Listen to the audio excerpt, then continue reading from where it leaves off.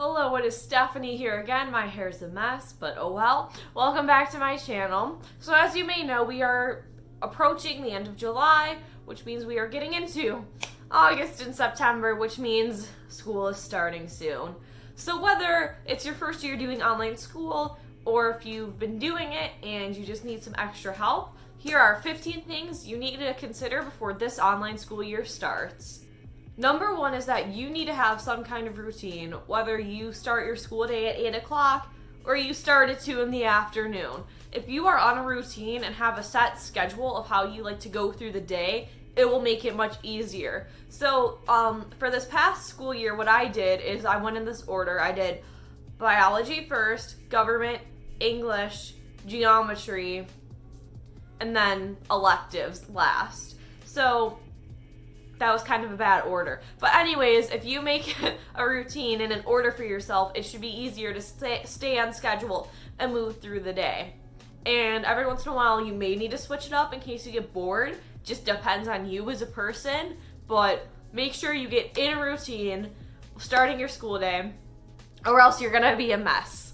Number two is that you need to have a hobby during the day. And a lot of people, I think, when they do online school, they miss this. Because people in public school will be like, well, I have to go from class to class. I don't get these breaks like you do. What is this, recess?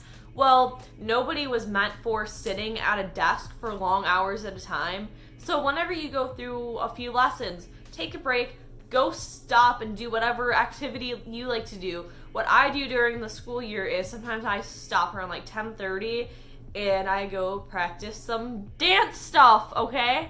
Or I sew something because I love sewing, so you need to find what your hobby is and incorporate it into your school day to not make yourself crazy.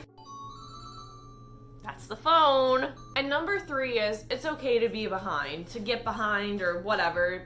Sometimes I do this and I'll log on and it'll be like, you have 3 overdue lessons because, well, some days, if you are working on something and it's going way too late, you need to switch and go to another subject.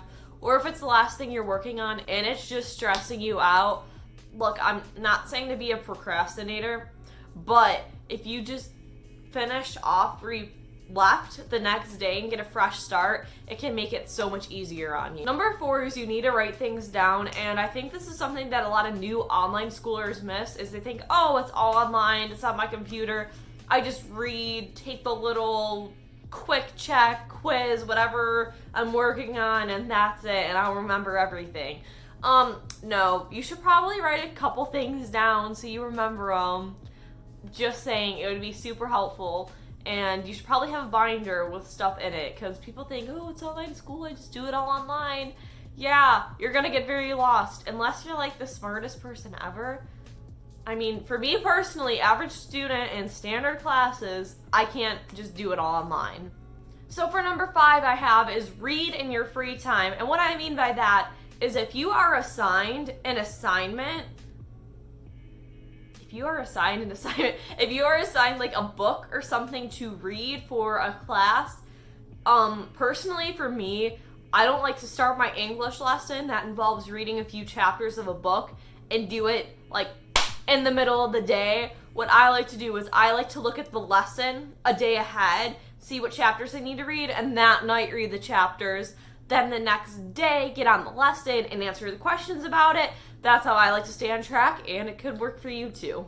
Number 6 is you can miss a live lesson. Now, there's some people who go to every single live lesson, and there's some people who go to none. So when I started 6th grade, when I started having teachers for individual subjects, I thought that meant I had to be at every single one of their lessons. And I found myself getting so behind on my actual courses, and it was so hard to keep up. So about halfway through the year, I realized I don't need to go to every single class, just go to what is helpful. So this past year, for 10th grade, I went to biology sometimes if I needed help. I always went to American government because those were super helpful. I did not go to geometry because even though I sucked at geometry, the live lessons weren't even helping me at all. So I was like, I'm not going to waste my time. I'm going to move on. So if you're new to online school and you see these online classes, it's not like a brick and mortar school where you're going from class to class. At least that's how Connections Academy works. They're more like extra things to help you. So if you miss one, it's not the end of the world. Number 7 is to participate in your online classes and talk to other people. Because a lot of people, they'll just sit there behind the computer and the teacher's like, hello, are you even paying attention? And especially like at online school, like you're not in a classroom with other people. So I know it may be online, but it's interaction. Interact with human beings for once. Sometimes what teachers like to do is they like to do breakout rooms where you go into like separate rooms on the live lesson and you work with a group of people. Sometimes they'll ask who wants to be the leader to do this or who wants to do this. I'm telling you, you will have a lot of fun actually trying to do those things. I always love like, ooh, me, like I want to do this in the breakout room because I don't know. I don't like to just sit there.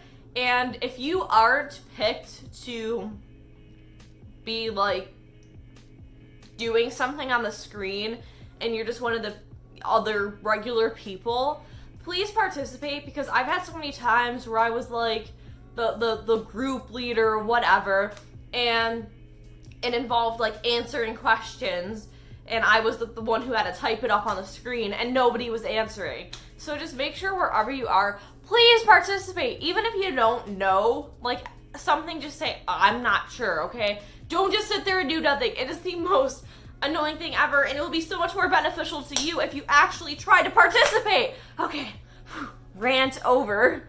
Number 8 is reach out to your teachers if you need help. So a lot of people think since they're doing online school and it's mostly independent work that all those teachers with actual degrees don't matter. Well, actually, yeah, they do. If you need help, you can ask them because they can help you. Lots of teachers have different options.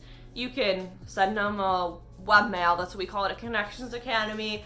You can set up a phone call with them. There's so many things you can do because you have actual teachers right there. So if you need help, take advantage of that. Number 9 is look at your schedule a few weeks ahead, because if you're like me, I travel a lot. That's why I actually started doing online school. It's because my dad traveled a lot for work and we couldn't keep missing school to keep going to all these cool places.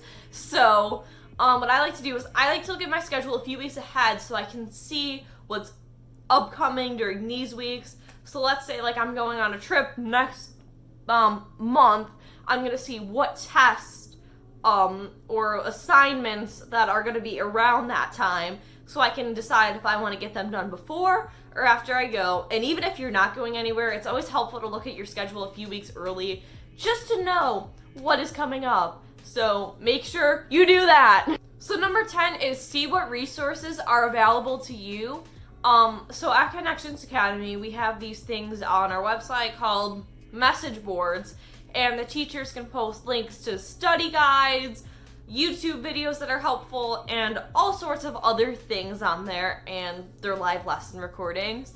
So please make sure, especially if you are struggling, before you contact a teacher, you may want to see if they have anything posted for you. Now, if you have like a less experienced teacher, they may not be super good with the message board, and that's when you go and contact them. So, just make sure you know what resources are available to you before you're like, oh, this is so hard, I can't do anything. I can't talk right. So anyways, that is the end of the video. I hope it was helpful to you. If it wasn't, or if you have any other questions, go comment down below. Have an awesome chicken nugget magical day. I will see you next time. Subscribe to me, please.